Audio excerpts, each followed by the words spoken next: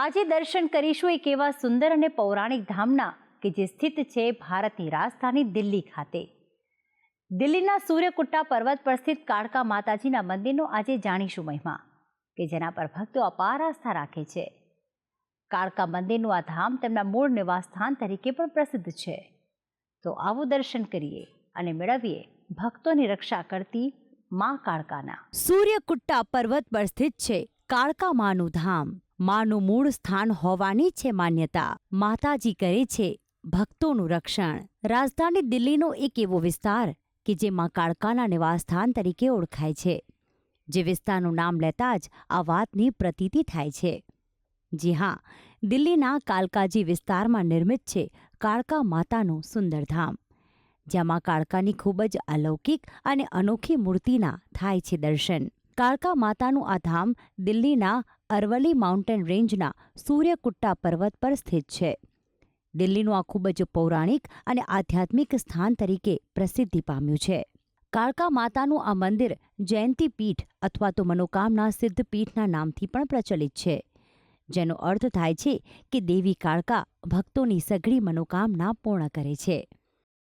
हम भगत जो हैं वो माई के दर्शन करने के लिए आते हैं. माई सबकी मनोकामनाएं पूरी करती हैं. हमने जो भी सोचा हमें सब कुछ मिला है. हम काफ़ी सालों से आ रहे हैं और माई के सहारे ही हम चल रहे हैं.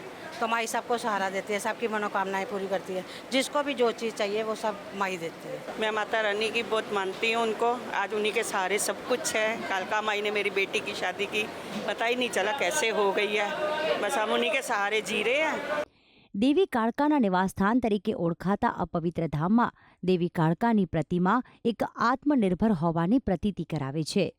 એક માન્યતા પ્રમાણે જ્યારે દેવી દુર્ગાના સ્વરૂપ કાળકા માતાએ રક્તબીજ નામના રાક્ષસનો વિનાશ કર્યો હતો, તે જ સમયે આ મંદિરનું નિર્માણ કરવામાં આવ્યું હતું. આ ધામની પૌરાણિકતાના કારણે જ માત્ર દિલ્હીના જ નહીં પરંતુ દેશ વિદેશથી પણ શ્રદ્ધાળુઓ અહીં દર્શન કરવા માટે ઉમટી પડે છે.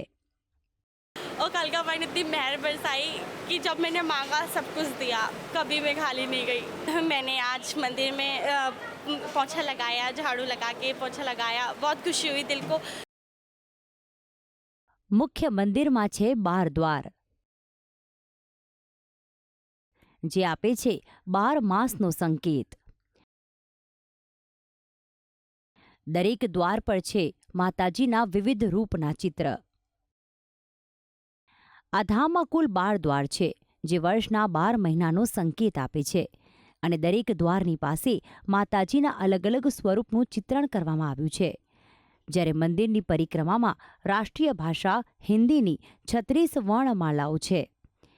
એક માન્યતા પ્રમાણે આ આખી વર્ણમાલા તમામ ગ્રહોને આધીન છે, જેથી જ ગ્રહણ દરમિયાન ભારતના તમામ મંદિરો બંધ હોય છે. માત્ર આ એક જ મંદિર છે જે ખુલ્લું હોય છે. કાળકાના આ મંદિરનું નિર્માણ ખાસ કાળા પોમીસ પથ્થરોમાંથી કરવામાં આવ્યું છે. કાળો રંગ જે મા કાળકાને દર્શાવવાનો સંકેત છે, જેથી આ મંદિરનું નિર્માણ મા કાળકાને પ્રિય એવા કાળા પથ્થરોમાંથી કરવામાં આવ્યું છે.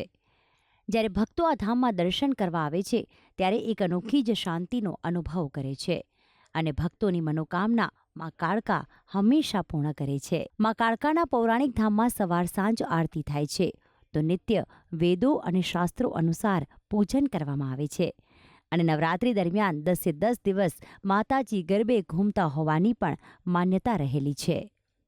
તો આમ શક્તિ અને ભક્તિના સમન્વય સમાન જ છે મા કાળકાનું આ ધામ. ભક્તિ સંદેશ, સંદેશ ન્યૂઝ, દિલ્હી.